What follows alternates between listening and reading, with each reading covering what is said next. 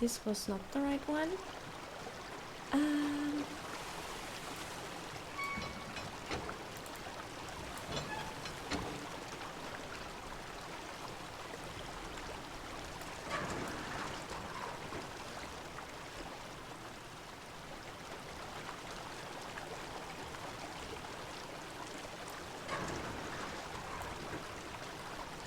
Oh, wrong side, okay.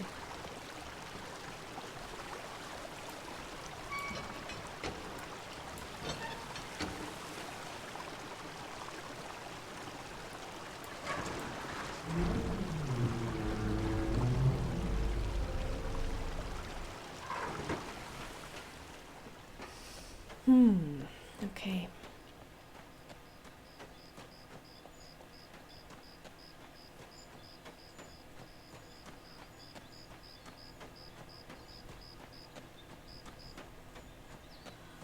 Alright.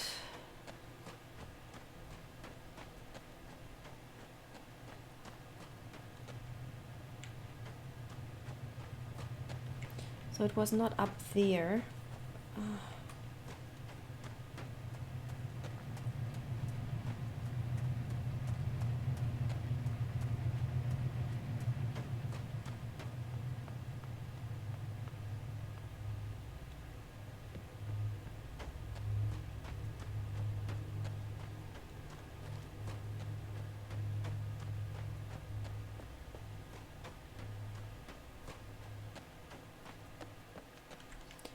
Okay. 63416 341.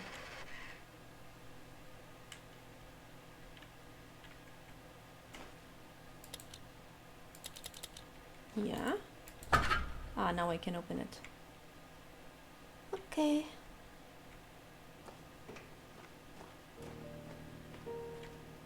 This is the Farley house. They had mines everywhere.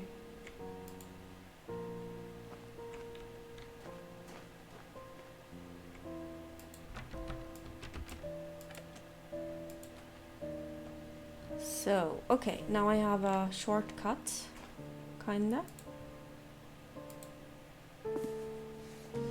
Welcome to Hunrat.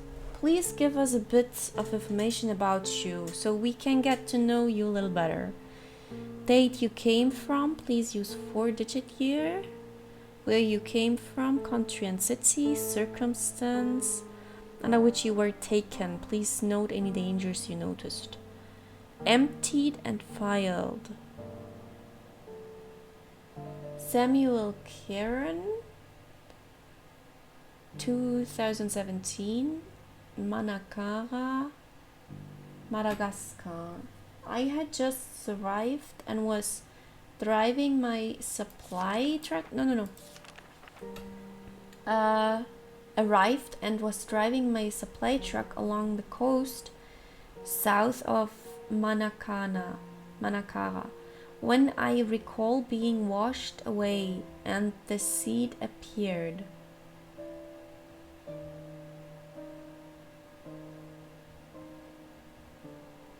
Male 61.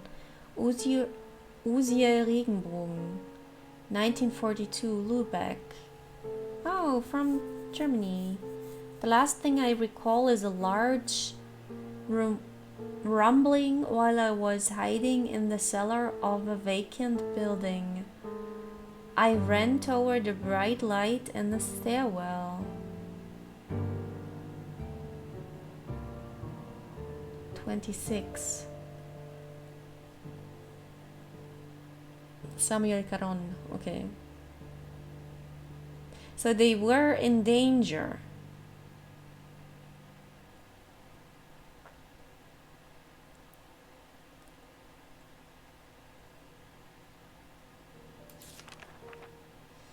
Maria Gallego, 88. Cozumel, Mexico. On my boat and bad storm. Female, 46. Ferry Kuyuyu, okay. Portland, United States of America, March 2042, from the future. Skiing.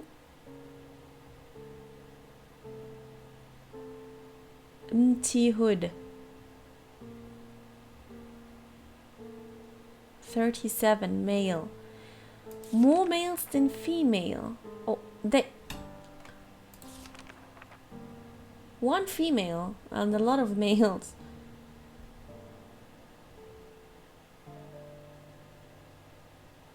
Or Fine, Q. 2042, so in the future, I see. So not only... Yeah, of course. A lot of different people. Welcome. Okay, let's see. This is the same map that we saw. There's a cemetery, Farley's, the wall. Yeah, they call that the wall, right? Rail yard. Bleeder Lake. Fuel. Supplies. Here's the river. Shop. So he was the scientist, kinda.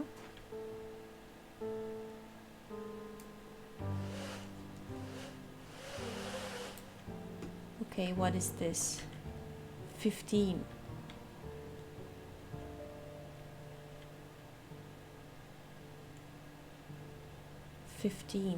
It also looks a little bit like, yeah, I don't know, a symbol.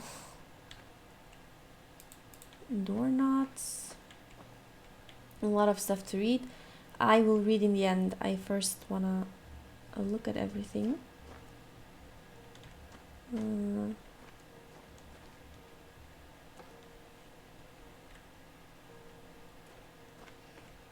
They played cards. Okay.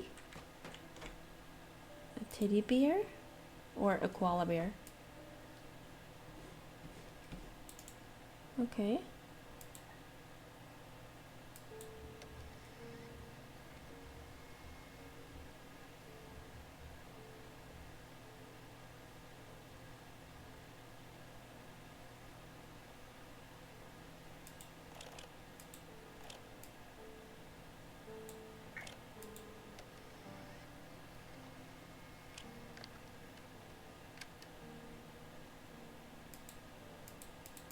Can I open this?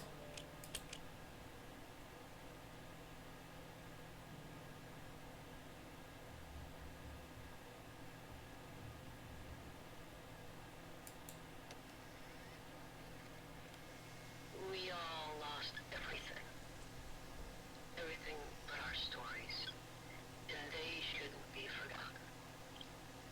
I was 3. It was April of 1983. Cecil was 18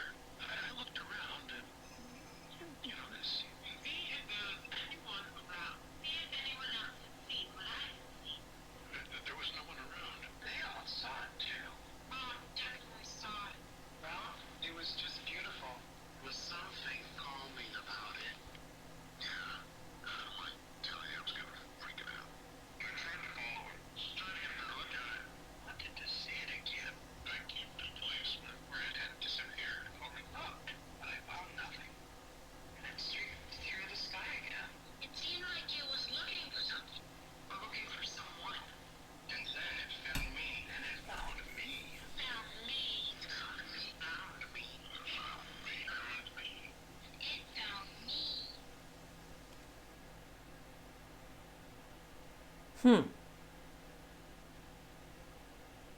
were so many people coming to this place that they had not enough, like, how to say,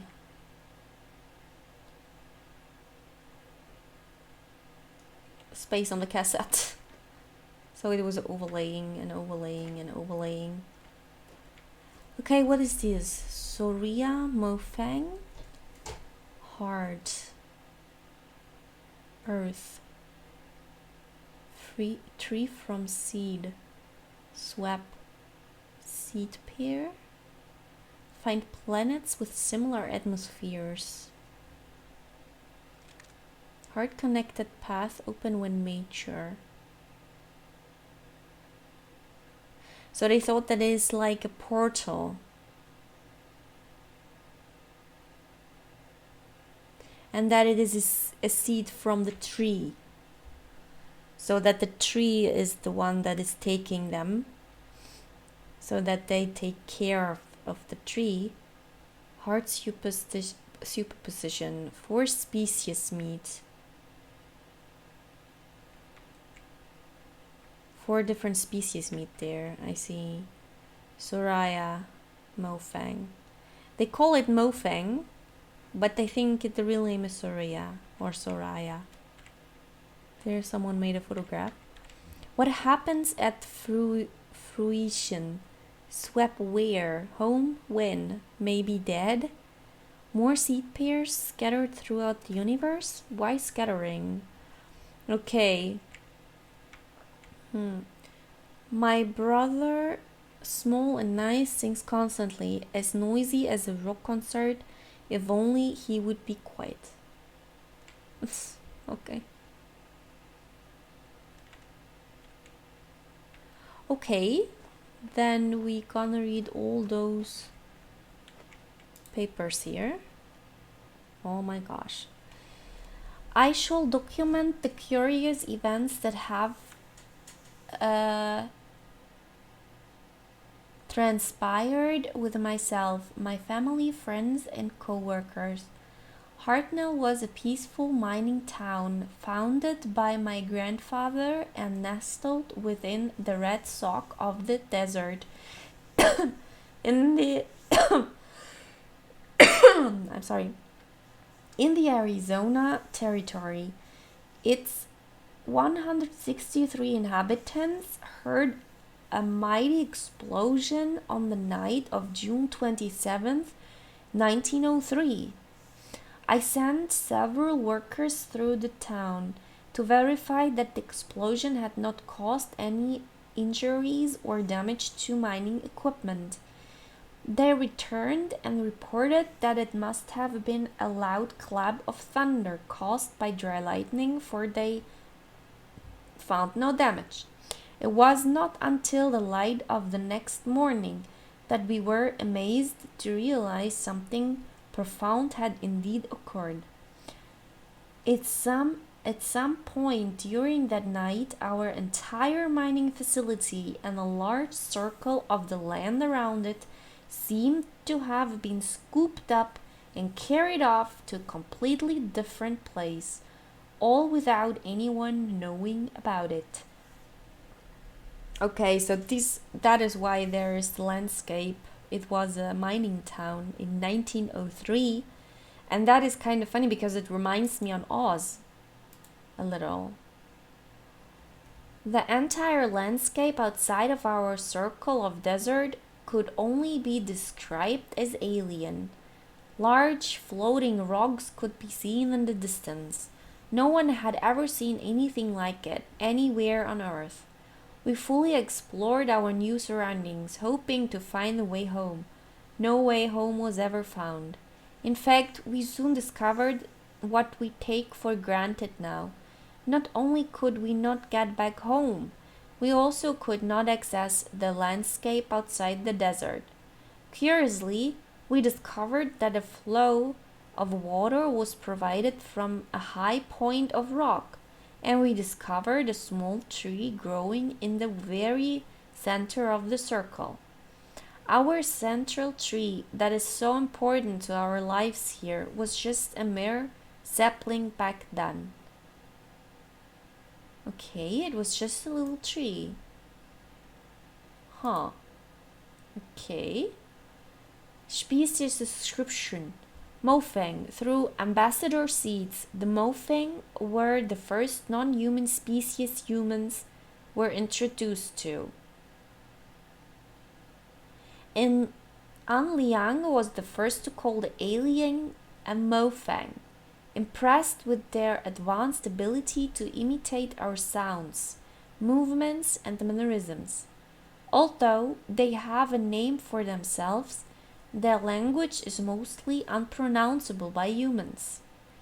As a result, and because of their mimicry abilities, communication with the Mofang is primarily accomplished by their learning human languages, rather than humans learning to speak Mofang. They have been able to learn almost every human language represented in the Hunrat, enough to provide functional, if rudimentary, communication. The Mofang basic external morphology is remarkably humanoid. Bilateral symmetrical tetrapods. Bipedal head with anterior facial features. Okay. Mouth, eyes, nostrils. Other external features include minimal body hair and raised dorsal protrusions. Constitution is somewhat frail, due apparently to their thin and lightweight internal structure, but internal investigation has not been possible. They have ample cranial space to account for a substantial brain, and their intelligence is impressive as evidenced by their advanced technology. Okay, so this is what they look like, I see. Arai. After a certain level of maturity and health of the tree, a passage opened at its base. This passage allowed contact with two additional species. The first contact was with the Arai. The first contact revealed the Arai to be large beetle-like insects. Ah, so this is a species. Okay. We were unable to communicate directly with them in any way, but they appeared to have some rudimentary level of intelligence. It was Loring Todd who first made the journey through the heart to Kaptar and named both the New World and the inhabitants. The heart to Kaptar. So they were able to travel through portals, but they were not able to go back home. The Arai have three distinct variants that have come to be referred to as barnacle, beetle, and polyarch. Although their morphology is dramatically different from human, their internal systems, like all of our neighbors, are supported by similar atmospheric composition and basic nutrients. In their barnacle stage, the Arai are completely immobile. The Arai stay in this egg-like development state seemingly indefinitely. In order to hatch, they must be in proximity of a polyarch and fertilized by the beetles after a certain stage of maturity. The beetles are the eyes and ears, hands and feet. With only a minimal nervous system of their own, they are essentially the sensory extensions of the immobile polyarchs. They are able to execute simple commands, but apparently have very little in the way of individual sentience. Sentience. I don't know. Okay. The Arai polyarchs are the intelligence and consciousness of the species. Although it was obvious that there was intelligence behind the species, it wasn't until Caroline Farley began spending large amounts of time in close proximity that deeper communication began. With the room nearby, Farley was the first to communicate non-verbally and learn much about the species. including some historical information. The Arai species survived in their world, while several other sentient species came and went. Among them, an ancient species who formed a deeper relationship with the Arai, carving temples and dwellings for them in the rocks. And later, a more recent species that took over much of their homeworld. This latter species was especially adept at mechanical construction, using it mostly to capture and process large flying creatures, using the beetles as bait. Okay. This is the polyarch, I guess. Villain. The final species to be discovered were the villain. The villain had been communicating with the Arai for many years through ambassador seeds, but became part of the larger community very shortly after the Arai. With a large and imposing frame and a form of communication based on a complex multi-voice to low-frequency rumble, the initial introductions were intimidating. After several attempts, Amélie Vidal was able to begin some rudimentary communication and began visiting the villain in Marai, which she named, on a regular basis. She discovered a complex and amazing society that was able to use their technology in unexpected ways. They had the ability to quickly transform their world using extruded structures based on some form of complex miniature substrate material. Unlike the other worlds, the Villain sphere is scooped out of a Villain resettlement group that was preparing to set off into space to find a new homeworld. This was their way of life, to put themselves into stasis and scatter themselves through the stars. As mentioned previously, their appearance is imposing, standing about 9 feet tall, wow, with a distinct reptilian resemblance. They have 6 limbs, 2 muscular legs and arms, and a smaller set of arms. They control every aspect of their technology with their vocalizations, but over the years they have created control panels based on their number system that allowed other species to easier access elements of their technology. Okay, they're really big. They look like Yeti. 9 feet tall. Wow. Okay. So now we know who they are, I see. Communication, talking with our neighbors. We take communication for granted. Even with the varied languages we find here in Hunrat. But when we suddenly find ourselves among other intelligent species who don't share our culture, history, DNA, or vocal cords, it requires a huge amount of effort for the beginning of rudimentary chatting. This quick overview will set the stage for what to expect when communicating with our neighbors. Mofang. The Mofang were the first non-humans we met. With at least some level of similar physical vocal generating abilities, they picked up human words quickly. This early mimicry resulted in what the species became to be called. Even though they were able to mimic single words and simple phrases, it became evident over the years that huge grammatical differences were not easily overcome.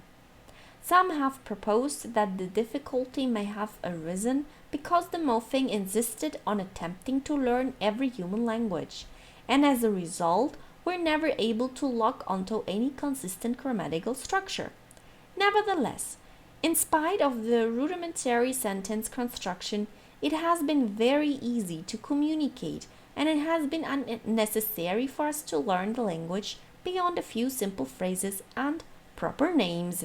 If you'd like to learn more about communication with the Mofang, please contact Tam. I can't. Villain. The Villain have presented a particular communication challenge.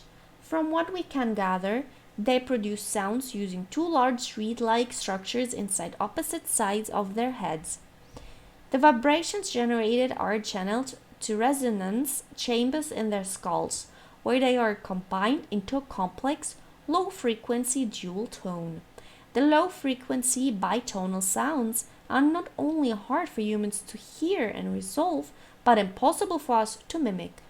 And the Villain's hearing is also oriented toward low frequency, so they are unable to hear most of the sounds associated with human speech. Therefore, communication with the Villain was relied on technology. They have adapted consoles, which the Villain fluently control with vocalization, for use by other species.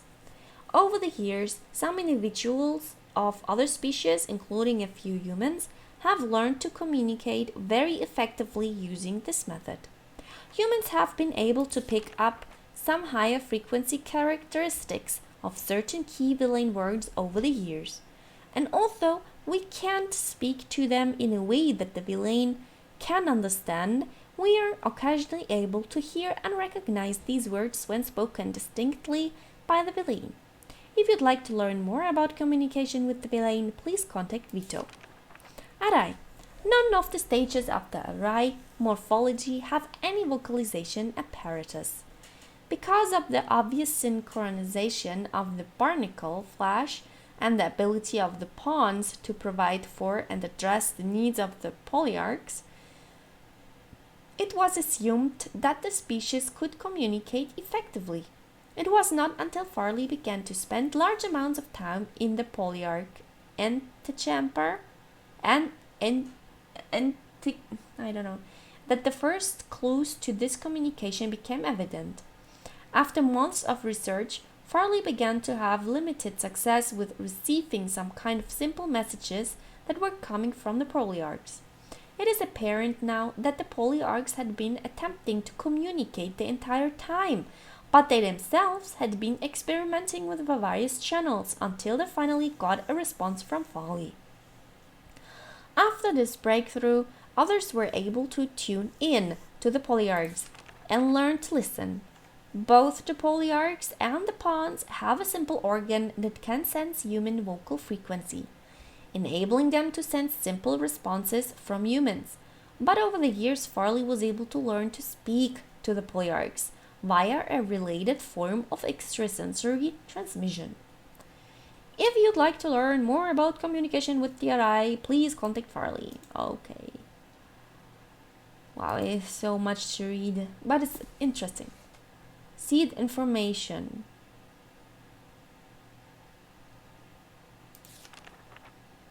Ambassador seeds. And this, my friends, I will read the next time. I will end this for today, and we will see us in the next episode. Thank you so much for watching. Bye bye.